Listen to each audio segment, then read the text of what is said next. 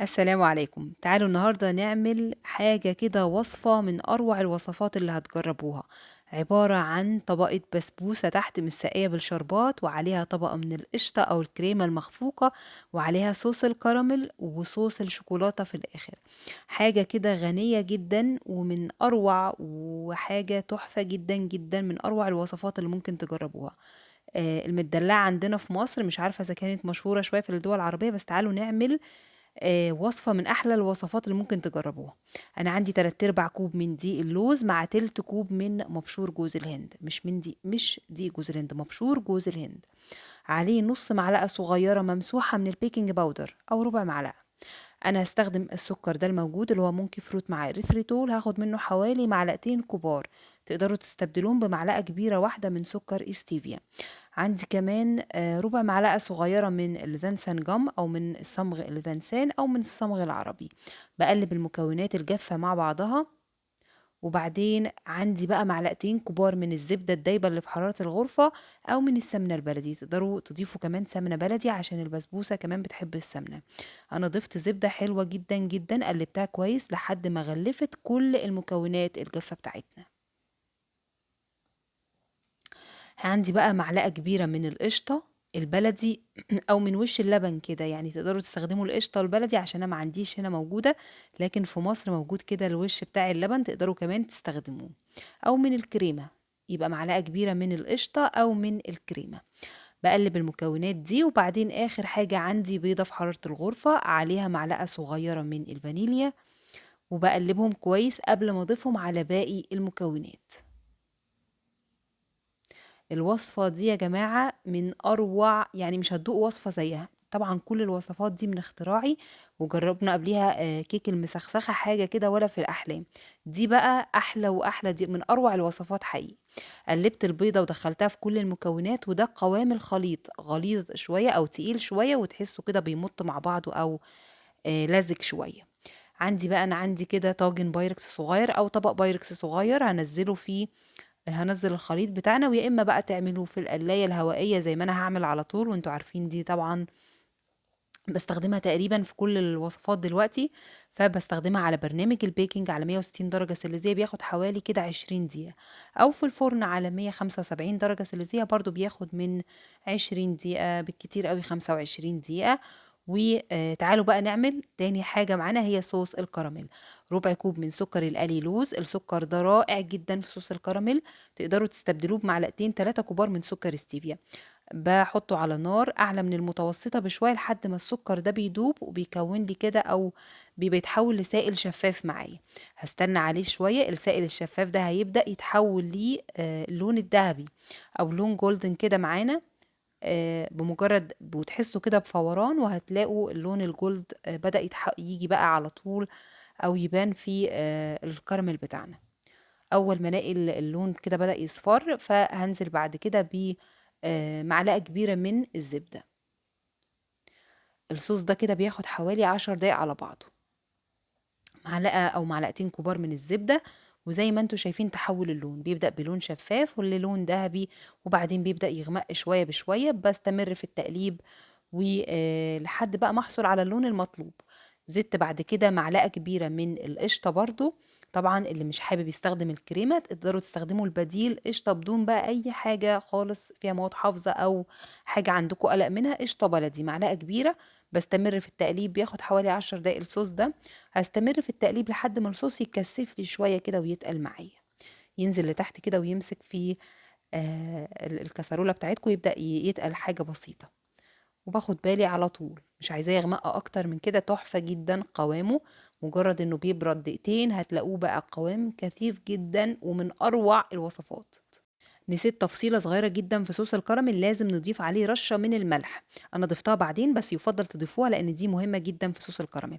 تعالوا بعد كده نحضر الشربات بتاعنا، أو القطر أو القطر، مش عارفة بتسموه إيه، قولولي. أنا حطيت معلقتين من سكر إريثريتول زائد مونكي فروت، عليهم معلقتين كبار من المية، نص معلقة صغيرة من ماء الزهر أو من ماء الورد. ماء الزهر بصراحة أحلى. وهارفعهم على النار، بمجرد ان هم بس يدوبوا، السكر ده يدوب مع ال السوائل اللي انا حطيتها. هو ده كده الشربات او القطر بتاعنا، مفيش اكتر من كده. انا نزلت بصوص الكراميل هسيبه يبرد. بصوا بمجرد انه برد شويه بيبقى قوامه تحفه. صوص الكراميل بقى سموه صوص كراميل، صوص توفي، يعني بصوا يا جماعه تحفه، يعني حاجه كده ولا في الاحلام. هو نفس صوص الكراميل العادي، وخصوصا بسكر القليلوز. وده يا جماعه دلوقتي الشربات بتاعنا. ده الملح اللي انا نسيت احطه في صوص الكراميل، عايزه بس انبهكم لانه ضروري جدا في صوص الكراميل. ده الشربات او القطر او القطر، قولوا لي اسمه ايه في الكومنت لان انا مش عارفه انطقه صح. تعالوا اخر حاجه بقى نعمل صوص الشوكولاته. وفي نفس الكسرولة ضفت معلقة ونص كبيرة من الكاكاو الخام، عليهم تقريبا معلقة كبيرة من الزبدة. هرفعهم على النار حتى تمام. المفروض يعني لو الزبدة كمان تكون سايحة يكون أفضل، عشان الكاكاو ما يتلسعش منكم لوحده كده. فأنا دوبت على طول الكاكاو الخام مع الزبدة على نار متوسطة، وبعدين هنزل بقى يا إما بكريمة، يا إما بحليب جوز هند، يا إما بحليب مضاعف الدسم زي اللي أنا بستخدمه ده، لحد ما يتكون لي صوص الشوكولاتة. انا تقريبا استخدمت حوالي 3 ل 4 معالق كبيره من الحليب مضاعف الدسم. استبدلوه بكريمه لانه موجود هنا عندي في الدوله اللي انا فيها، معرفش موجود بره، ويعتبر حليب مليان قشطه يعني زي الكريمه كده. بقلب بقى، وكمان ضفت هنا معلقه صغيره من الاريثريتول زائد مونكي فروت، تقدروا تستبدلوها بنص معلقه صغيره من سكر استيفيا. فالسكر اللي انا دايما بستخدمه في الوصفات، استخدموا السكر المناسب ليكم المتاح عندكم في البلد اللي انتوا فيها، لان مش كل الناس بيبقى عندها نفس تقدر تجيب نفس الانواع دي. بس عايزه انبه برضو اللي يقدر يجيب سكر القليلوز بالذات لصوص الكراميل تحفه جدا. صوص الكراميل بنقدر نستخدم له اي نوع من السكر ما عدا اللي فيه اريثريتول. الاريثريتول الاريثريتول ما بينفعش ان هو يتحول لصوص كراميل معانا، لانه بيسكر، يعني بيفضل يحصل له كريستالايز تاني الحبيبات بتاعته، فبيرجع تاني زي صورته اللي هي السكر العاديه. اول حاجه عندي بقى، بصوا يا جماعه، البسبوسه طلعت. مجرد انها طلعت وسخنه كده رحت سقيتها على طول بالشربات بتاعنا. ممكن كده ساعد في الخل عشان تتشرب كله، بس هو بيتشرب في ثواني، ما تقلقوش خالص. الشربات ده كله بيختفي في ثانيه وبتتشربها جدا جدا. بسيبها لما تبرد بقى. لازم قبل ما احط القشطه البلدي او الكريمه المخفوقه، تقدروا تستخدموا القشطه دي او تستبدلوها بطبقة من الكريمة المخفوقة.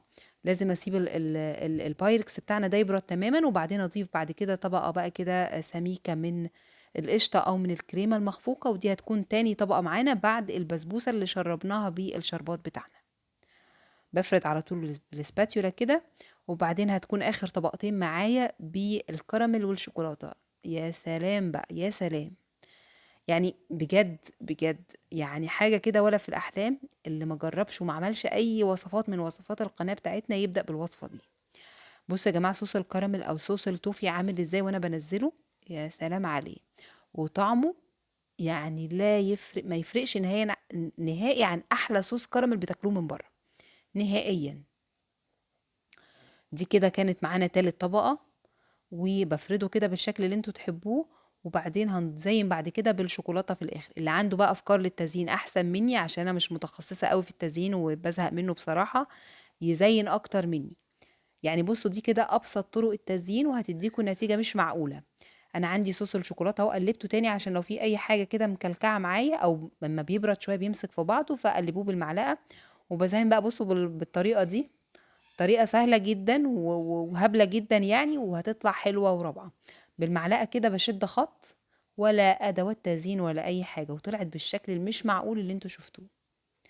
وهحتاج بقى كمان عود خشبي أو الخلة كده، وأبدأ أشد الخط بالعكس، يعني أخد بقى خطوط طولية كده، واتزينت وادت لنا الشكل الروعة اللي انتوا شفتوه ده. وهي متدلعة، وفعلا متدلعة جدا جدا، وطعمها أحلى من شكلها 100 مرة. فجربوا الوصفة دي بقى على ضمانتي. واللي ما جربش السويس رول والاكلير والباونتي وكيك الحلم وكوكيز والكيكات اللي احنا قدمناها، يجربهم، ناقصه كتير جدا.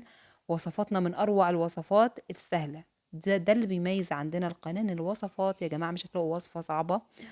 كل الوصفات سهلة جدا. ده شكل المدلعة بتاعتنا، هي مدلعة على الآخر وهتدلعكوا أكتر. واللي بيعمل كيتو معانا هيتدلع جدا جدا. فأشوفكم على خير الوصفة القادمة إن شاء الله.